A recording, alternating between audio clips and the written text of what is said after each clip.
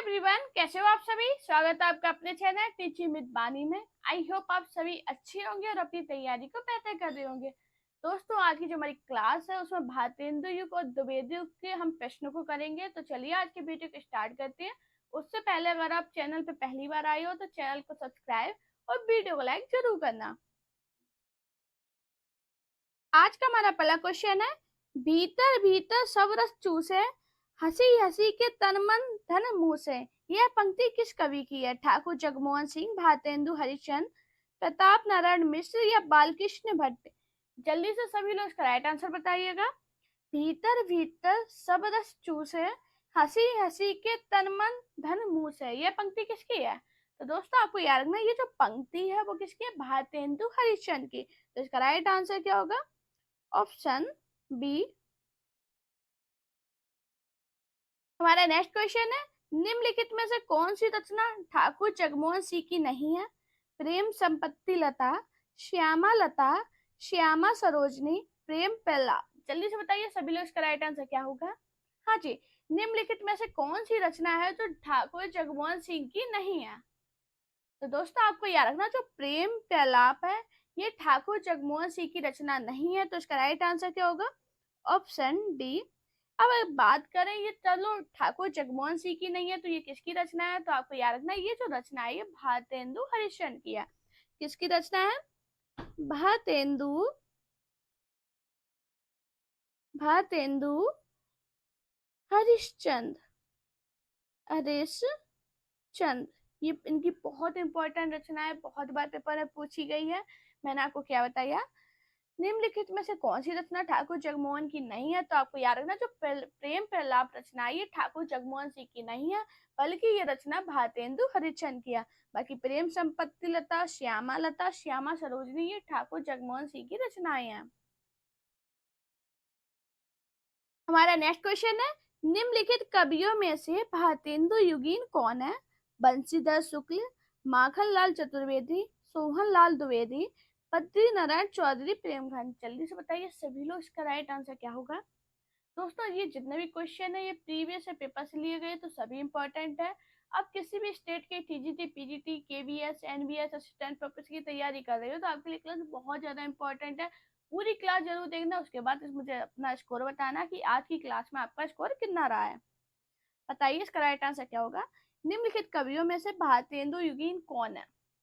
तो कौन है? बद्री नारायण चौधरी, प्रेमघन। इसका राइट आंसर क्या होगा? Option D. मैंने आपको क्या बताया?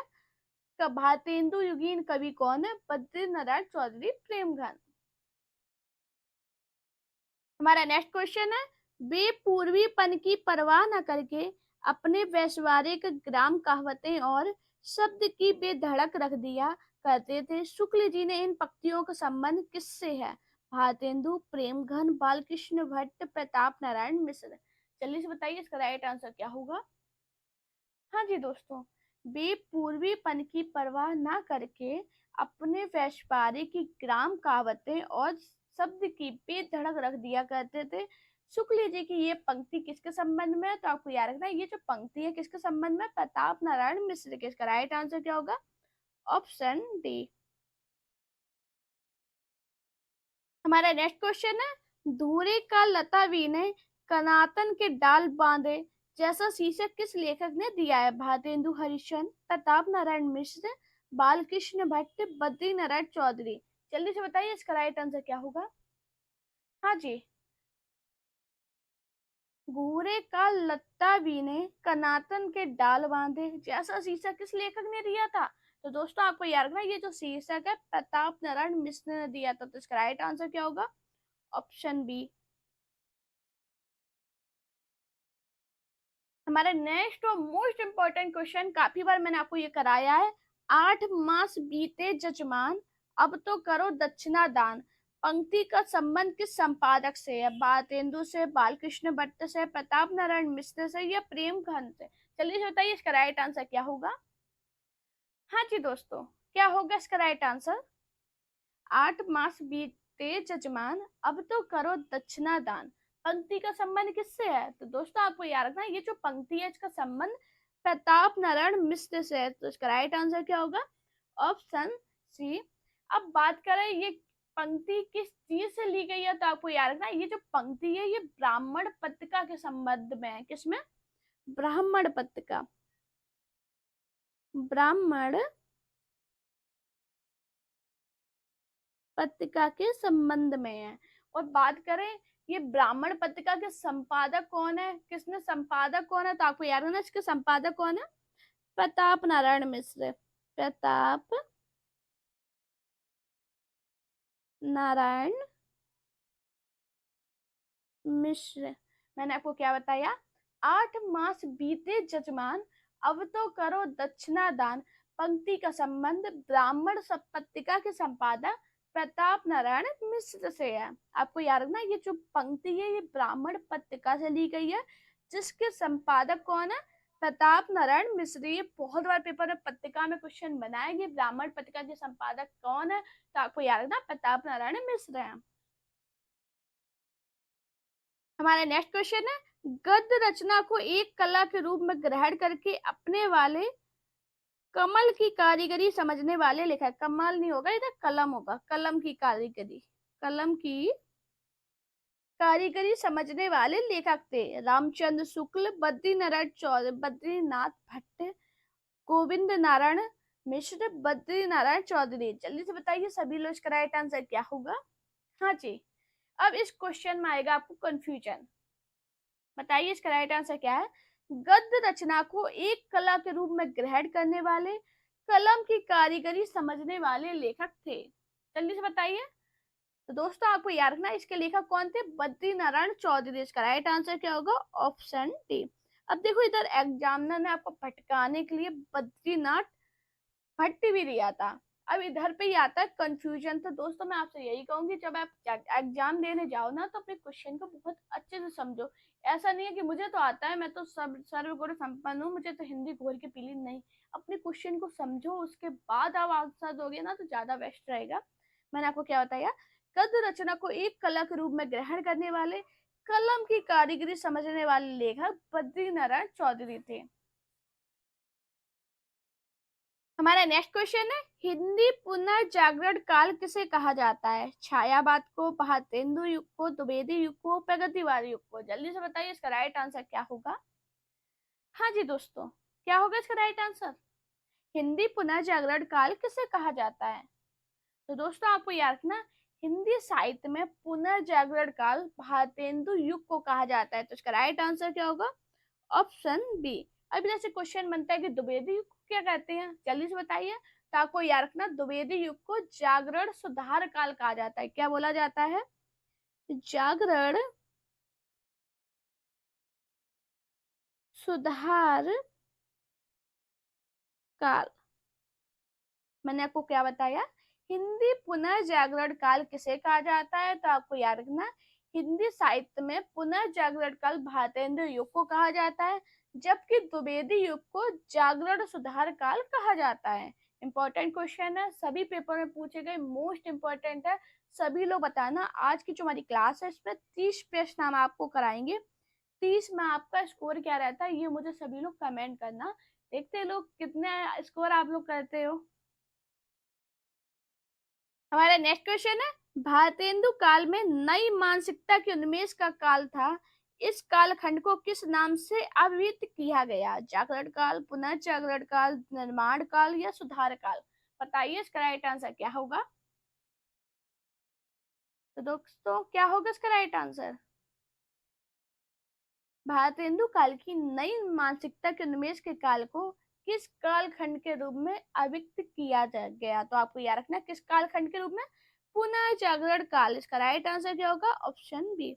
एग्जामिनर ऐसी क्वेश्चन बनाता, आपको आता सब कुछ है लेकिन बस वो क्वेश्चन में घुमा देता है। देखो आपको याद रखना भारतेंदु काल को क्या कहते हैं? पुनर्जागरण काल। अगर इधर होता द्विवेदी युग को बोलते हैं, द्विवेदी युग के बारे में पूछते तो आप क्या कहते हैं? जागरण सुधार काल। बस आपको अपना कॉन्सेप्ट अच्छा रखना है कोई पेपर में, बाकी आपका सिलेक्शन हो जाएगा। अगर आप कॉन्सेप्ट आपका अच्छा है, उसके बाद आपने सही से ढंग से प्रीवियस से पेपर लगाए हैं तो आपका 100% सिलेक्शन हो जाएगा। इसलिए मैं देखो प्रीवियस क्वेश्चन करने का एक नियम होता है कि हमने हर एक टॉपिक को समझा, हर एक क्वेश्चन को समझा कि वो क्वेश्चन बोल क्या रहा है, उसमें किसके नाम दिए कि उससे क्या क्वेश्चन बन सकता है। अगर आपने ये समझ लिया तो आपका पेपर निकल जाएगा। इसलिए मैं आपको प्रीवियस पेपर इतने अच्छे ढंग से कराती हूँ कि आपको उससे कैसे भी क्वेश्चन बने और आपका वो क्वेश्चन सही से हो जाए।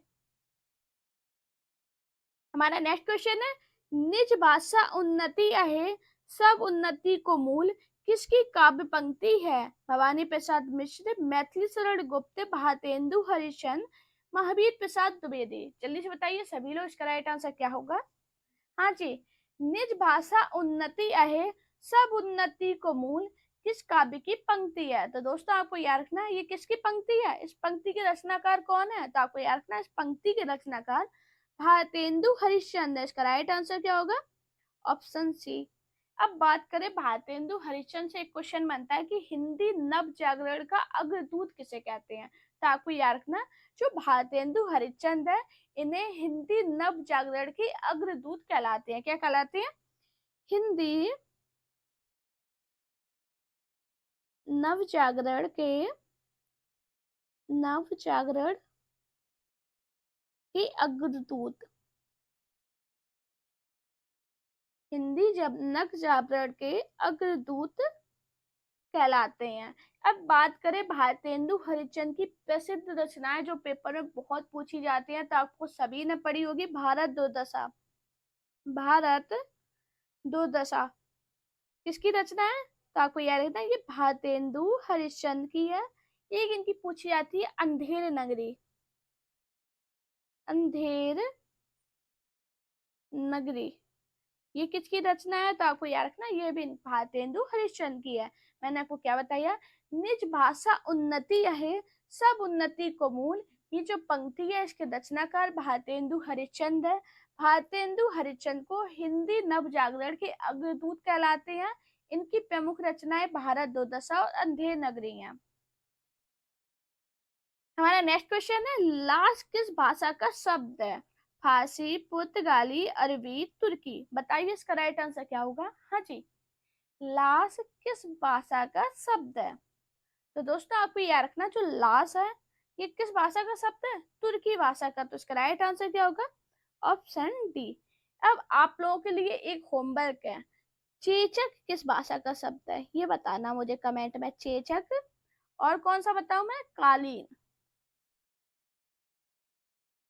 चेचक और कालीन इन दोनों के कमेंट में मुझे आंसर बताना कि चेचक और कालीन किस भाषा का शब्द है। देखते लोग कितने लोगों को पता है। ये क्वेश्चन बहुत बना है इसलिए मैं आपको ये होमवर्क में दिया है, किस भाषा का शब्द है। ये आप सर्च करना है जिससे आप कभी नहीं भूलोगे, मैं आपको गारंटी देती हूँ। अगर आपने इसके बारे में सर्च किया, आपने अपने हाथ से कुछ सर्च करते हो तो फिर आप वो चीज जल्दी भूलते नहीं हो।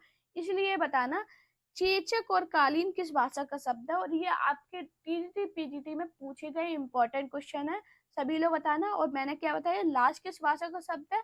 तो लाश तुर्की भाषा का शब्द है। हमारा नेक्स्ट क्वेश्चन है, बिहारी बिहार नामक ग्रंथ के रचयिता हैं काशीनाथ सिंह, राधा चरण गोस्वामी, बिहारी, पंडित अंबिका दत्त व्यास। बताइए इसका राइट आंसर क्या होगा? हाँ जी, बिहारी बिहार नामक ग्रंथ के रचयिता कौन है? तो दोस्तों आपको याद रखना बिहारी बिहार नामक ग्रंथ के रचयिता कौन है? पंडित अंबिका दत्त व्यास। इसका राइट आंसर क्या होगा? Option D. अब बात करें अंबिका दत्त व्यास की अन्य रचनाएं जो पेपर में बहुत पूछी जाती है, जिसमें मोस्ट इंपॉर्टेंट है पावस पचासा। कौन सी? पावस पचासा। और कौन सी पूछी जाती है? सुकवि सतसई। सुकवि सतसई। जितने भी पॉइंट मैं अलग से बताती हूँ अपने नोट्स में जरूर लिखा कीजिए। ये आप दोबारा रिवीजन में क्लास देख लिया करो तो आपको वो पॉइंट छप जाएंगे दिमाग में, ये गारंटी देती हूँ। अगर मेरी क्लास आपने एक बार पढ़ने के बाद दोबारा रिपीट की, जैसे आपने रात में क्लास पढ़ी उसके बाद सुबह उठ के या सुबह जब आपको टाइम मिला तो वो क्वेश्चन अगर दोबारा से कर रहे हो आप, तो आपको वो क्वेश्चन एकदम छप जाएंगे, क्योंकि मैं हर एक क्वेश्चन को बहुत अच्छे से समझाती हूँ। और जहां मुझे लगता है ये रिपीट करके आपको दोबारा से बताया, मैं रिपीट भी करती हूँ कि आपको क्वेश्चन याद हो जाए। मैंने आपको क्या बताया, बिहारी बिहार नामक ग्रंथ के रचयिता अंबिका दत्त व्यास है। इनकी अन्य रचनाएं पावस पचासा और सुकवि सतसई हैं। अब इधर से बात आई राधा चरण गोस्वामी की रचना जो पेपर में बहुत पूछी जाती है। हाँ जी, कौन सी पूछी जाती है? नव भक्त माल। नव भक्त माल। नव भक्त माल किसकी रचना है? तो आपको याद रखना ये है राधा चरण गोस्वामी की मोस्ट इंपॉर्टेंट रचना जो पेपर में बहुत पूछी जाती है। हमारा नेक्स्ट क्वेश्चन है भारतेंद्र युग का अन्य नाम है प्रगति प्रयोग काल, पुनः जागरण काल, जागरण सुधार काल, नव सामंत काल। बताइए इसका राइट आंसर क्या होगा? तो अभी हल मैंने आपको बताया था भारतेंद्र युग का अन्य नाम क्या है? पुनः जागरण काल। तो इसका राइट आंसर क्या होगा? Option B. हमारा नेक्स्ट क्वेश्चन है इनमें से कौन भारतेंदु युगीन लेखक है? प्रताप नारायण मिश्र, विद्या निवास मिश्र, हरिओत राय, कृष्ण दास। बताइए इसका राइट आंसर क्या होगा? हाँ जी दोस्तों, इनमें से भारतेंदु युगीन लेखक कौन है? तो दोस्तों आपको याद रखना जो प्रताप नारायण मिश्र है ये भारतेंदु युगीन लेखक है। तो इसका राइट आंसर क्या होगा? Option A. आपको याद रखना जो प्रताप नारायण मिश्र है ये भारतेंदु युगीन लेखक होने के साथ साथ भारतेंदु मंडल के लेखक भी हैं। तो आपको याद रखना प्रताप नारायण मिश्र भारतेंदु मंडल के भी लेखक है। ये भी क्वेश्चन बना है भारतेंदु मंडल के लेखक कौन है? तो आपको याद रखना प्रताप नारायण मिश्र भारतेंदु मंडल के लेखक हैं।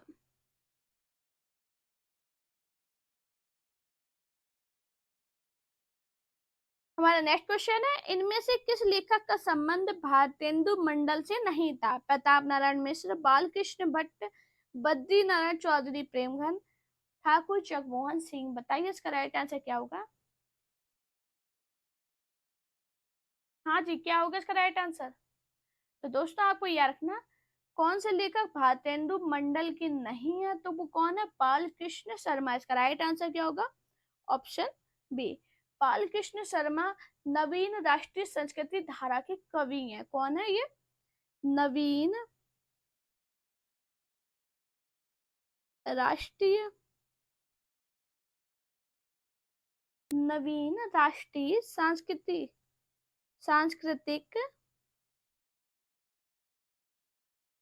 धारा के कवि हैं। धारा के कवि हैं। मैंने आपको क्या बताया? प्रताप नारायण मिश्र। बाकी आपको याद रखना प्रताप नारायण मिश्र, बद्री नारायण चौधरी और ठाकुर जगमोहन सिंह ये भारतेंदु मंडल के कवि हैं। और जबकि बालकृष्ण शर्मा नवीन कौन है? बालकृष्ण शर्मा को नवीन बोलते हैं। बालकृष्ण शर्मा नवीन राष्ट्रीय संस्कृति धारा के कवि हैं। अच्छा, भारतेंदु मंडल में और कौन कौन आएगा? तो आपको याद रखना अंबिका दत्त व्यास भी आएंगे। कौन आएंगे? अंबिका दत्त व्यास। अंबिका दत्त व्यास ये भारतेंदु मंडल के कवि हैं। हमारा नेक्स्ट क्वेश्चन है गोल्ड स्मिथ की कृति ट्रेवलर का अनुवाद किसने किया?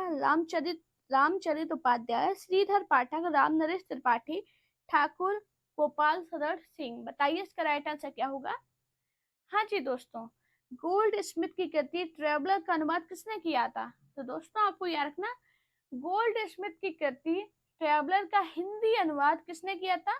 श्रीधर पाठक ने। इसका राइट आंसर क्या होगा? Option B. किस नाम से किया था? तो श्रांत पथिक नाम से खड़ी बोली में किया था। क्या नाम से? श्रांत पथिक। श्रांत पथिक नाम से खड़ी बोली में खड़ी बोली में किया था। मैंने आपको क्या बताया? गोल्ड स्मिथ की कृति ट्रेवलर का हिंदी अनुवाद श्रांत पथिक नाम से खड़ी बोली में श्रीधर पाठक ने किया था। हमारा नेक्स्ट क्वेश्चन है त्रिशूल उपनाम किसका है? सुमित्रा नंदन पंत, राम नरेश त्रिपाठी, रामधारी सिंह दिनकर, ज्ञा प्रसाद शुक्ल स्नेह। बताइए इसका राइट आंसर क्या होगा? दोस्तों उपनाम से बहुत क्लास बनती है और उपनाम की मैंने आपको एक क्लास पढ़ा रखी है। आप मेरे चैनल पे जाना, पॉपुलर में जाना। जब पॉपुलर में जाओगे तो 8,000 से ज्यादा लोग उस क्लास को देख चुके हैं। उस क्लास पर आप जाना, वो क्लास जरूर देखना, बहुत इंपॉर्टेंट क्लास है। उसमें मैंने आपको मुश्किल से 12 से 15 मिनट की वो क्लास है, उसमें मैंने सभी के उपनाम आपको पढ़ा रखे हैं। और उसकी जो पीडीएफ है मेरे टेलीग्राम पे डली हुई है, मैं दोबारा से आपको सेंड कर दूंगी, वो जरूर याद कर लेना, बहुत इंपॉर्टेंट है। और मतलब बहुत इजी तरीके से पढ़ाया है मैंने, कुछ फालतू का आपको नहीं पढ़ाया, डायरेक्ट बताया किसका क्या उपनाम है जो पेपर में पूछा जाता है, वो जरूर देख लेना। अब इधर क्या है, त्रिशूल उपनाम किसका है, तो आपको याद रखना, क्या प्रसाद शुक्ल सनेही को हम का उपनाम क्या था, त्रिशूल। तो इसका राइट आंसर क्या होगा, ऑप्शन डी। आपको याद रखना, ये श्रृंगारिक कविताएं सनई उपनाम से लिखते थे तथा राष्ट्रीय भावनाओं की कविताएं त्रिशूल उपनाम से लिखते थे। आपको ये पॉइंट अंतर याद रखना है, श्रृंगारिक कविताएं क्या किस नाम से लिखते थे, सनई इनका कब आता था, जब ये श्रृंगारिक कविताएं लिखते थे, श्रृंगारिक कविताएं, जब ये श्रृंगारिक कविताएं लिखते थे तो सनई कहते थे, और राष्ट्रीय भावनाओं की कविताएं में त्रिशूल उपनाम से लिखते थे। राष्ट्रीय राष्ट्रीय भावनाओं की कविताएं, भावनाओं की कविताएं, ये जरूर पॉइंट लिख लेना, अंतर सभी को पता होना चाहिए क्योंकि ये पेपर में पूछा भी गया है और आपके एग्जाम में पूछे जाने के बहुत ज्यादा चांस है। किस नाम से लिखते थे, त्रिशूल। ये ऐसा क्वेश्चन नहीं है कि ये पूछा नहीं गया, ये पेपर में पूछा गया, मोस्ट इंपॉर्टेंट है, केबीएस में पूछा गया, एनबीएस में पूछा गया, DSSP में पूछा गया, हायर एजुकेशन एग्जाम था उसमें भी पूछा गया, तो आप समझ लो यूपी में भी पूछा गया, इंपॉर्टेंट क्वेश्चन है। त्रिशूल उपनाम किसका है, तो ज्ञा प्रसाद शुक्ल का है। ये श्रृंगारी कविताएं सनही नाम से लिखते थे और राष्ट्रीय भावनाओं की कविताएं त्रिशूल उपनाम से लिखते थे। हमारा नेक्स्ट क्वेश्चन है, ब्रज कोकिल के नाम से प्रसिद्ध कवि हैं हरिओद, सत्यनारायण कविरत्न, श्रीधर पाठक, रत्नाकर। बताइए इसका राइट आंसर क्या होगा। हाँ जी, ब्रज कोकिल के नाम से प्रसिद्ध कवि कौन है, तो दोस्तों आपको याद रखना, ब्रज कोकिल के नाम से प्रसिद्ध कवि सत्यनारायण कविरत्न है, तो इसका राइट आंसर क्या होगा, ऑप्शन बी। हमारा नेक्स्ट क्वेश्चन है, उद्धव शतक में छंद है 116, 130, 120, 135। बताइए इसका राइट आंसर क्या होगा। हाँ जी दोस्तों, उद्धव शतक में छंद कितने हैं, तो दोस्तों आपको याद रखना, उद्धव शतक में 116 छंद है, तो इसका राइट आंसर क्या होगा, ऑप्शन ए। अब बात करें उद्धव शतक के रचनाकार कौन है, तो बताइए ये किसकी कृति है, तो आपको याद रखना, उद्धव शतक किसकी कृति है, जगन्नाथ दास रत्नाकर की। किसकी, जगन्नाथ दास रत्नाकर। उद्धव शतक जगन्नाथ दास रत्नाकर की कृति है। रत्नाकर उर्दू में जकी उपनाम से अपनी कविताएं लिखते थे। मैंने आपको क्या बताया, रत्नाकर उर्दू में जकी उपनाम से कविताएं लिखते थे, जकी उपनाम से, जकी उपनाम से कविता करते थे, कविता करते थे। मैंने आपको क्या बताया, उद्धव शतक में छंद कितने हैं, तो आपको याद रखना, उद्धव शतक में 116 छंद है। उद्धव शतक जगन्नाथ दास रत्नाकर की प्रसिद्ध कृति है। रत्नाकर उर्दू में जकी उपनाम से अपनी कविताएं करते थे। हमारा नेक्स्ट क्वेश्चन है, आचार्य शुक्ल के अनुसार स्वच्छंदवाद के प्रवर्तक है मैथिली शरण गुप्त, राधा कृष्ण दास, श्रीधर पाठक, अयोध्या सिंह उपाध्याय, हरिओद। बताइए सभी लोग इसका राइट आंसर क्या होगा। हाँ जी, क्या होगा इसका राइट आंसर, आचार्य शुक्ल के अनुसार स्वच्छंदवाद के प्रवर्तक कौन थे, तो कौन थे आपको याद रखना, कौन थे, श्रीधर पाठक। इसका राइट आंसर क्या होगा, ऑप्शन सी। हमारा नेक्स्ट क्वेश्चन है, उद्धव शतक के रचनाकार कौन है, सत्यनारायण कविरत्न, ब्रज रतन दास, जगन्नाथ दास रत्नाकर, वियोगी हरि। बताइए इसका राइट आंसर क्या होगा। अभी हाल मैंने आपको बताया था उद्धव शतक के रचनाकार कौन है, तो जगन्नाथ दास रत्नाकर है। इसका राइट आंसर क्या होगा, ऑप्शन सी। हमारा नेक्स्ट क्वेश्चन है, निम्नलिखित में से कौन जगन्नाथ दास रत्नाकर की रचना नहीं है? हिंडोला, गंगा अवतरण, भ्रमर दूत, उद्धव शतक। बताइए इसका राइट आंसर क्या होगा? हाँ जी दोस्तों, निम्नलिखित में से जगन्नाथ दास रत्नाकर की कौन सी रचना नहीं है? दोस्तों ये बहुत इंपॉर्टेंट क्वेश्चन है, 2 बार यूजीसी नेट में पूछा गया है, DSS में पूछा गया, KBS में पूछा गया और ये यूपी में पूछा गया। तो बताइए इसका राइट आंसर क्या होगा? तो दोस्तों आपको याद रखना, भ्रमर दूत रत्नाकर की रचना नहीं है, तो इसका राइट आंसर क्या होगा? Option C. अब भ्रमर दूत रत्नाकर की रचना नहीं है, तो ये किसकी रचना है, ये मुझे आप लोग कमेंट करना। ठीक है, आपका ये काम है। आज मैं आपको थोड़े काम दे रही हूँ, इसलिए दे रही हूँ कि आप गूगल पे जाओ, सर्च करो, या याद होगी, काफी लोगों को तो याद होगी, डायरेक्ट कमेंट कर देंगे। तो देखते लोग कितने लोगों को रचनाएं याद है। अगर नहीं याद होंगी तो मैं आपको रचनाएं अच्छे से पढ़ा दूंगी उसके बाद। हमारा नेक्स्ट क्वेश्चन है, हल्दी घाटी वीर रस प्रधान प्रबंध काव्य है? श्याम नारायण पांडे, सोहन लाल द्विवेदी, नवीन, इनमें से कोई नहीं। बताइए इसका राइट आंसर क्या होगा? हाँ जी, क्या होगा इसका राइट आंसर? तो दोस्तों आपको याद रखना, हल्दी घाटी श्याम नारायण पांडे की कृति है, तो इसका राइट आंसर क्या होगा? Option A. ये जो हल्दी घाटी है ये वीर रस प्रधान काव्य है। अब बात करें इनकी अन्य महत्वपूर्ण रचनाओं की, जिसमें बहुत पूछी जाती है, जय हनुमान। जय हनुमान ये किसकी रचना है? तो आपको याद रखना है, ये श्याम नारायण पांडे की है। हमारा नेक्स्ट क्वेश्चन है, इनमें से कौन सी कवि सतसईकार है? केशवदास, पद्माकर, सियाराम शरण गुप्त, वियोगी हरि। बताइए इसका राइट आंसर क्या होगा? हाँ जी, इनमें से कौन सा कवि सतसईकार है? तो दोस्तों आपको याद रखना, वियोगी हरि सतसईकार है, तो इसका राइट आंसर क्या होगा? Option D. अगर बात करें वियोगी हरि का पूरा नाम क्या है, तो आपको याद रखना इनका पूरा नाम हरि प्रसाद द्विवेदी है। क्या नाम है? हरि प्रसाद, हरि प्रसाद द्विवेदी, द्विवेदी। मैंने आपको क्या बताया? वियोगी हरि सतसईकार है, इनका पूरा नाम हरि प्रसाद द्विवेदी है।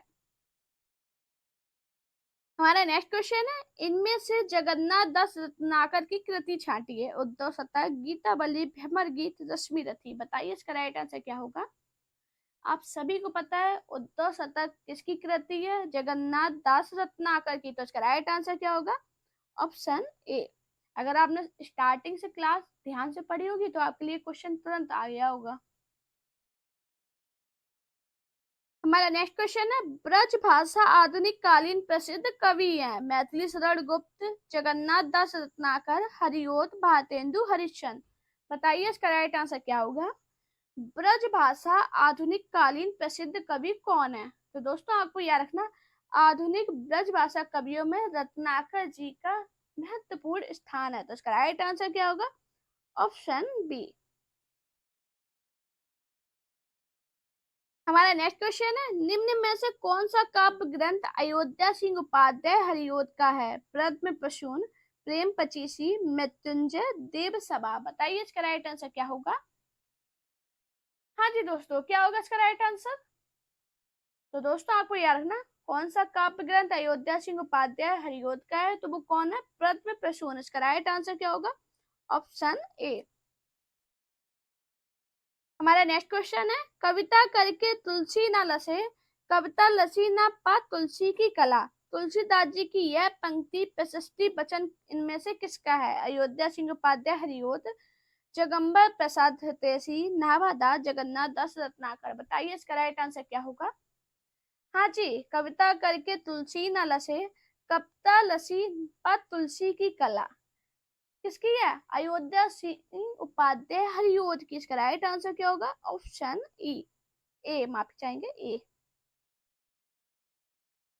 हमारा नेक्स्ट क्वेश्चन है, रत्नाकर कृत उद्धव शतक किस भाषा में लिखा गया काव्य ग्रंथ है? अवधी, खड़ी बोली, ब्रजभाषा, अपभ्रंश। बताइए इसका राइट आंसर क्या है? तो अभी हाल मैंने आपको बताया, रत्नाकर कृत उद्धव शतक ब्रज भाषा में लिखा गया एक काव्य ग्रंथ है, तो इसका राइट आंसर क्या होगा? ऑप्शन सी, रत्नाकर का पूरा नाम आप सभी को पता है क्या है? जगन्नाथ दास रत्नाकर है। ये द्विवेदी युग ब्रज भाषा के कवि हैं। कौन है रत्नाकर? कौन है? द्विवेदी युग, द्विवेदी द्विवेदी युगीन ब्रज भाषा कवि, ब्रज भाषा के कवि है।